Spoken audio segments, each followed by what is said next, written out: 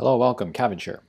In Magic the Gathering Arena, let's have a look at my Valki Tibalt Sacrifice deck. And I think I've more or less finalized the cards I'm going to use, so let's have a look at a couple matches here. Okay, Unwilling Ingredient. Actually, I think I took that out later.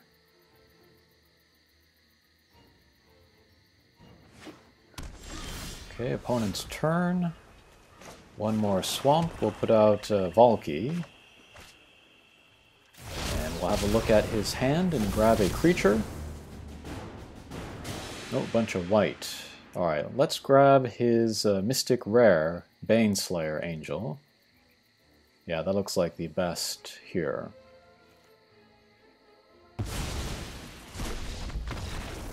Whoop! Opponent did not like that, so they quit. I've been seeing a lot of that using this deck. Okay, that was kind of a joke, but next let's look at an actual match.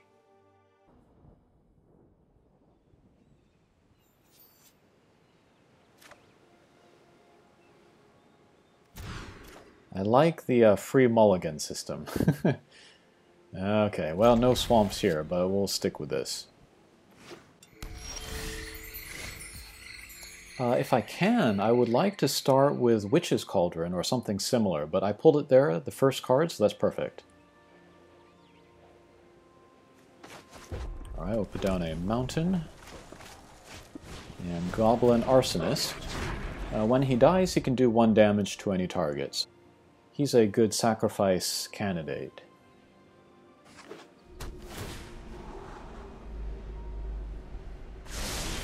It looks like they're using black and green and blue. Alright, we'll attack here, why not?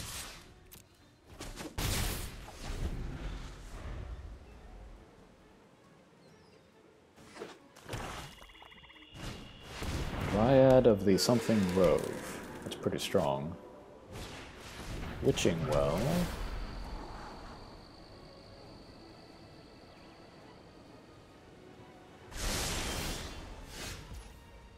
Yeah, still no swamps. So I can't use Valki right away, but I have a lot of other red cards to use, so that's okay.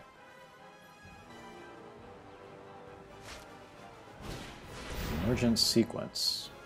Search your library for a basic land card, and then it becomes a creature, I guess. Interesting.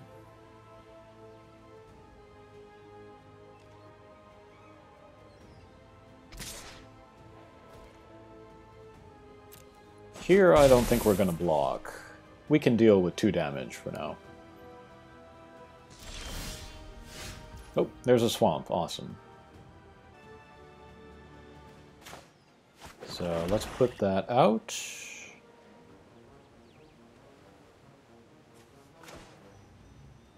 And let's take a chance. Let's put out Valki.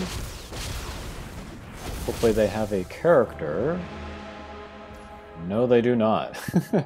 Alright, so he's just a 2-1 guy just standing there. He is now sacrifice fodder as well. Although, I guess with all his starting hand, I only could have grabbed the Dryad anyway.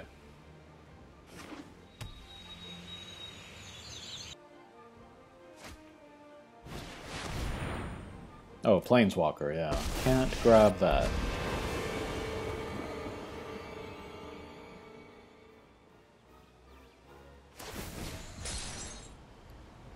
Destroy target creature, fine. That will take away 3 from Liliana.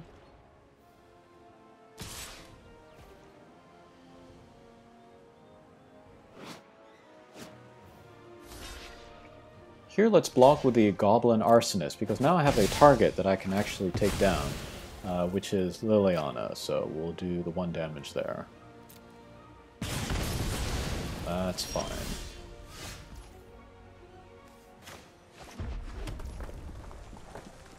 Okay, Valki, he is my commander, so I could cast him again, but let's put out the Witch's Cauldron instead. I can tap it and then spend a black and a colorless in order to sacrifice one of my guys, and then I can get 1 life and draw a card. That's pretty good. Mid to late game, so I can get more and more cards. Alright, and here's the commander for the other guy. He can mutate. So that's like layering cards on top of each other, and then they get the abilities from each other. And that looks like another artifact. And he will attack with his commander. I have my 2 goblins out, but the attacker has trample, so I'm not going to prevent too much damage, so we'll just let him through. What else does he have? Oh, he can play an extra land every turn.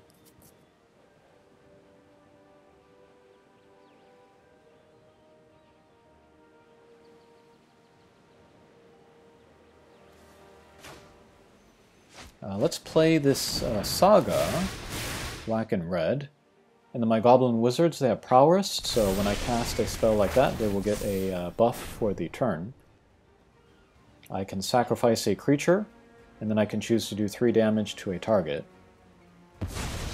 So let's sacrifice a Goblin. We'll do 3 damage to the land there, since I can take him down with this attack.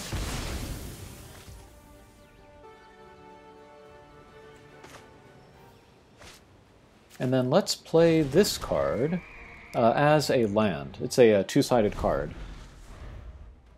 I have another card in my hand that has the same effect, so we'll just use it for the land for now. Zandu Mammoth. That has landfall, so when a land comes out, he'll get a buff. Oh, making me mill cards. And attacking again with his trample commander. Again, we will not block. Okay, the Saga, Part 2. Each player discards a card. I could discard the Immortal Phoenix. It will come back to my hand, but only if it dies. If I discard it, that doesn't count as dying. So we'll just get rid of this weakling here. And I'll make the opponent discard the only card that he has. That's a powerful effect when they have fewer cards in their hand. Okay, here, let's use Traitorous Greed. I can gain control of the character, so let's grab this Mammoth.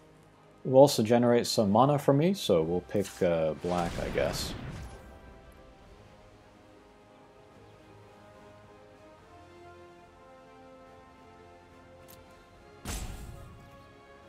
Okay, we'll move to the attack phase. Let's attack with both my guys. Alright, do some damage. And then I can take my Witch's Cauldron, I can throw the Mammoth in there. What would normally happen with that gain control of a creature until the end of turn is that the creature would go back to the other player. But by sacrificing it on my end, I'm effectively killing it. And I get an attack out of it as well. Alright, that's an enchantment on the commander there. I think when you do damage to somebody, you get counters.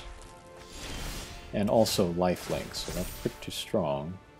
Okay, here's part 3 of my saga. I can grab a creature from my graveyard, put it in the field, and I'll pick the Piper of the Swarm. He can generate rat tokens. That could be good for more sacrifice fodder, or I could use those rats to gain control of a character. Alright, but now I have enough mana to put out the Phoenix, so now I have a flying blocker.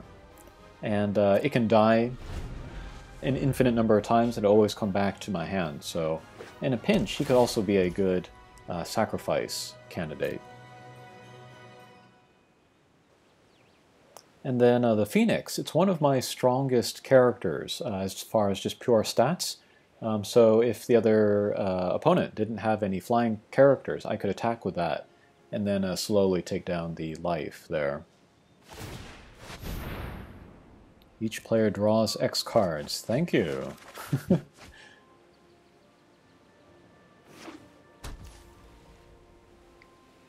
Okay, I have drawn the Mad Ratter. That's a funny card, it's a goblin card. Every time I draw a second card in a turn, I will generate 2 rat tokens, so he has good synergy with the Piper there. And then good synergy with the Witch's Cauldron as well, because that lets me draw extra cards.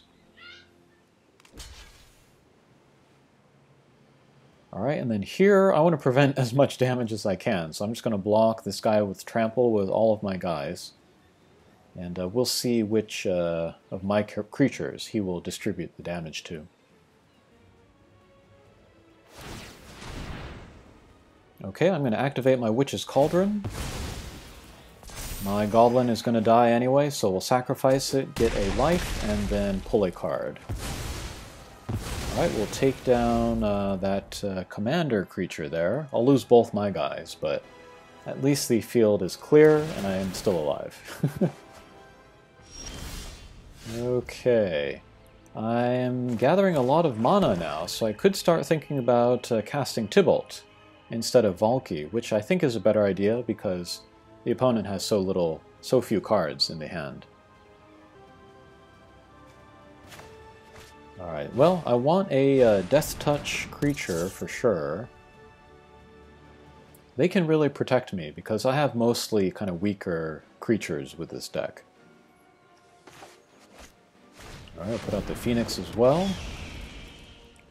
And I got some mana left over, so we'll put out Slaughter Priest of Mogus. Slaughter Priest is nice because I can spend some mana and then sacrifice other creatures. So if I don't have like Witch's Cauldron out, for example, he can serve that purpose for me there. Here's Nader Kraken. Whenever you draw a card, pay 1, put a +1/+1 counter on the main card, and then also generate a 1/1 counter. So I don't want that to get out of hand. I am hanging in there with 5 life. Opponent's got 32, so they're probably feeling pretty good.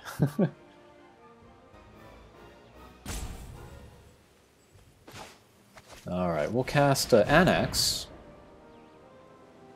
Whenever any of my creatures die, my non-token creatures die, he will generate tokens for me. And they don't even need to be sacrificed, they just need to die. So I could sacrifice somebody for a totally different mechanic and then still activate his, so I'm getting a lot of efficiency out of all these cards. And I could cast Liliana's, whatever that is, Standard Bearer. But I want to wait until a bunch of my guys die in one turn, because he'll let me draw cards for every person that dies.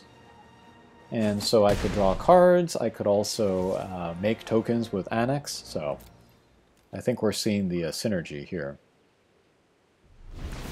But I felt like I had enough blockers, and then they didn't have any flying blockers, so I attacked with the Phoenix, did a bit of damage to the opponent.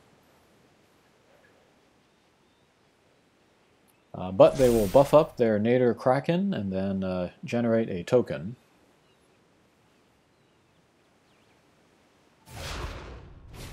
And Commander comes back. He will mutate with the Kraken. So this Trample guy will also get tokens as the turns go by. Okay, no attacks, and then my turn. Alright, here, let's cast Tibalt. It's pretty expensive now because I cast him once before. And then he can exile guys, and then whatever he exiles, he can cast with any color mana. He starts out with 5 down there on the right, so he can actually cast those 2 abilities, those 2 top abilities, first turn. Looks like he's reading my card. Alright, but let's activate that middle ability. We will exile a target creature, and let's grab his commander. And if I wanted to, I could just hang on to that commander forever, basically just take him out of the game, or until Tibalt dies. Or I could cast it later. We can see that it's in my hand, kind of as a phantom card. And that takes away his Nader Kraken as well. So he's got his Lonesome Tentacle 1-1 sitting there. Alright, again, we'll attack with the Phoenix, do a little bit of damage.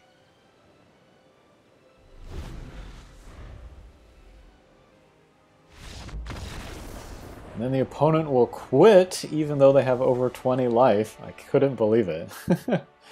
But that is the power of this deck. It is annoying beyond belief.